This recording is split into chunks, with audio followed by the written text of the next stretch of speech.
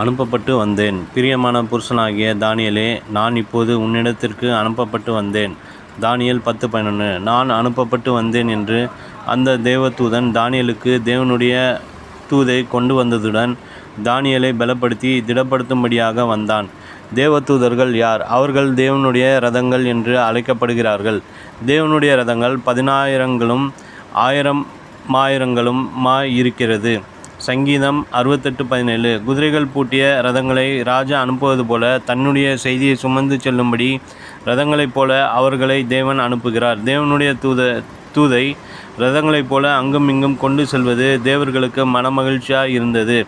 தேவதூதர்களுக்கு 3 முக்கியமான பணிகள் உண்டு. முதலாவதாக, தேவனுடைய செய்தியை தம்முடைய பிள்ளைகளுக்கு சுமந்து வருகிற தூதுப்பணி. இரண்டாவது, தேவனுடைய பிள்ளைகளுக்காக யுத்தம் செய்து சத்துருவை முறியடிக்கும் பணி. மூன்றாவதாக, கர்த்தரை ஆராதித்து மனம் மகிழ்கிற பணி. மற்ற நேரங்களெல்லாம் அவர்கள் தேவனுக்கு முன்பாக நின்று அவரை தொழுது கொள்ளுகிறார்கள்.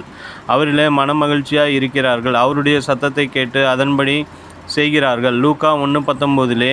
கர்த்தரால் அனுப்பப்பட்ட காபிரியேல் என்ற தேவதூதன் வயதான சகரியாவினிடத்திற்கு வந்தான். பின்பு மரியாளிடத்திற்கு வந்தபோது எப்படி அவள் மேசியாவை கொண்டு வரப்போகிறாள் என்பதை தெரிவித்தான்.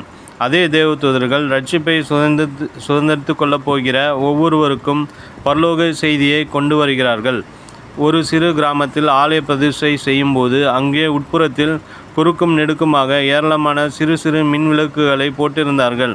அங்கு ஆராதனை முடிகிற நேரம் வரும்போது திடீரென்று மின்கசிவு ஏற்பட்டு ஆலயத்துள்ள அத்தனை பேரையும் மின்சாரம் பற்றி கொண்டது. அவர்கள் அனைவரும் மரணத்தின் எல்லைக்கு வந்துவிட்டதை உணர்ந்தார்கள். ஆனால் கர்த்தரோ தமது தேவதூதனை அனுப்ப சித்தமானார். அவன் நேராக இறங்கி வந்து சட்டென மின்சார இணைப்பை துண்டித்து அனைவரையும் காப்பாற்றி விட்டான். அவன் நிச்சயமாகவே சாதாரண மனிதனாக இருந்திருக்க முடியாது. காரணம், அவன் சாதாரண மனுஷனாக இருந்தால் அந்த மின்சாரம் அவனையும் எரித்திருக்கும்.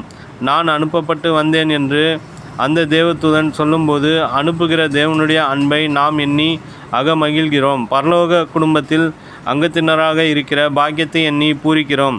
இதன் நிமித்தம் நான் பரலோகத்திலும் பூலோகத்திலும் உள்ள முழு குடும்பத்திற்கும் நாமக்காரனாகிய நம்முடைய கர்த்தராக இருக்கிற இயேசு கிறிஸ்துவினுடைய பிதாவை நோக்கி முழங்கால் படியிட்டு என்று அப்போஸ்தலனாகிய பவுல் குறிப்பிடுகிறார். எபேசியர் 3:14-15. நினைவிற்கு, அப்பொழுது மனுஷ ரூபமான ஒருவன் திரும்ப என்னை தொட்டு என்னை திடப்படுத்தி, பிரியமான புருஷனே, பயப்படாதே, திடன்கொள் என்றான். தானியேல் 10:18-19.